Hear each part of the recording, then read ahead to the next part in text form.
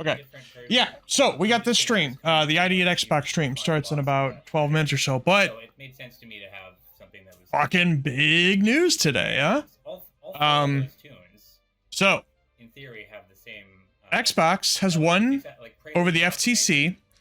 The temporary injunction was denied. Now, that doesn't mean the FTC goes away completely, but for now, Xbox can close on Activision-Blizzard-King. And then the FTC can fight them later after Xbox already owns them. And, you know, maybe that'll matter, maybe it won't, but still, I think it makes it more complicated to try to turn back the acquisition and to block it in the first place. So they can't block it anymore. The FTC cannot. And then after that, over in the UK, the CMA has reached they reached an agreement with Xbox to suspend their court cases, their tribunal, and they're going to get in some meetings now and try to reach an agreement. So then and if they do, which they probably will, it'll be approved in the UK. So it's almost a done deal now. It's not officially a done deal yet, but it's pretty damn close. Xbox is maybe by early next week, they might officially own Activision-Blizzard-King, which is fucking crazy. Yeah, and I would love to hear some questions about it. So hit me with them in the chat. And hit the thumbs up button too, by the way. I should say that. I'll tell you some things though right off the bat. Why I'm happy about this. Because I got lists. Let's talk about that list.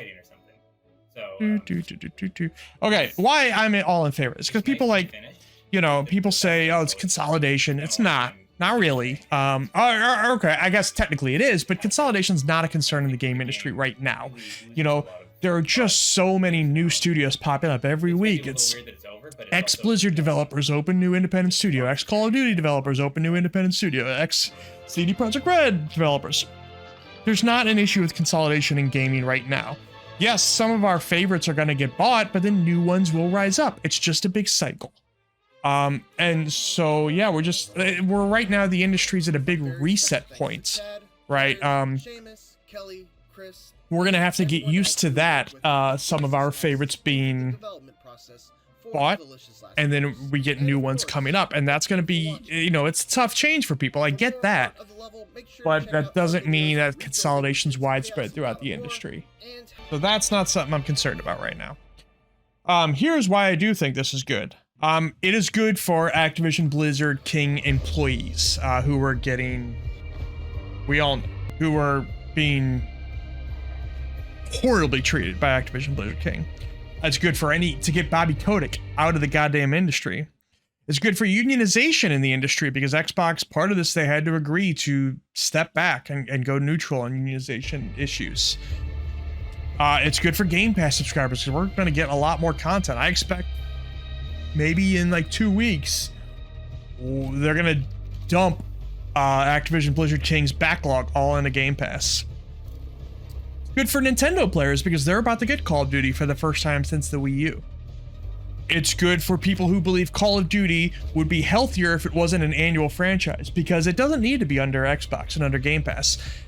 Xbox has different needs than Activision did. They don't necessarily need a Call of Duty every single year. They can take some of those teams like Toys for Bob and Beanox and High Moon off of Call of Duty and let them make their own games again finally. It's good for anybody who would like to see, going along with what I just said, anybody who'd like to see Activision-Blizzard-King's output become more than just a Call of Duty factory. You know, if you want them to make a new Spyro and a new Crash and a new Hexen, like these things are more likely to happen now. It's good for the adaptation of cloud gaming overall.